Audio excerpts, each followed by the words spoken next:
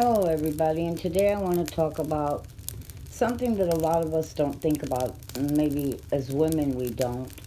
Um, if things got really, really bad, not just having enough food, but having ways to cook. I was looking at my muffin tins around Thanksgiving time and realized that mine were really, really old and I needed to replace them. My cake pans are super old. And I said to myself, I need to do it now because later, if things get so bad, every penny I have, I may need to just survive and there'll be no extra money to buy new cake pans or pie plates or any of that kind of thing.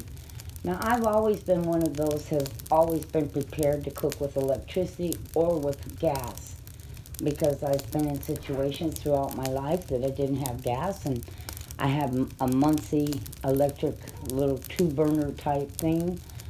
I have one of those electric fry pans that you can cook in. I have slow cookers. So I have quite a few things that are electric, and you might want to think of the same thing. Now, if you have an electric stove, you might want to think of what could you do that could be propane. Or if you don't have gas and your stove is electric, maybe you can look into a type of grill that you could use propane on, but that maybe has burners on it that you could use to cook with. I've seen some grills, they even have a griddle in the center where you could make pancakes on.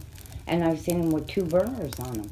So while you have that opportunity, maybe you should think about it because propane tanks that they use on those grills, you can buy 4, 5, or 6, and it might last you quite some time.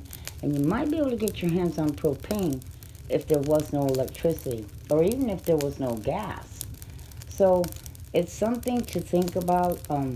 I have a hand mixer that's electric, but I also have one of those old-fashioned that you turn with your hand and that beaters will turn with it to whip up eggs or cake mixes. I don't really use it for cake mixes. I usually mostly use it to beat egg whites. And so those are things that maybe we should think about ahead of time. If you have an electric coffee pot, think about getting one of those camper type coffee pots like they used to have a long time ago. I have both. I have an electric coffee pot and I have a camper one. I actually bought that back in the year 2000 when they were all talking about the electricity going down and everything. Just to think about it. God bless. Have a blessed day.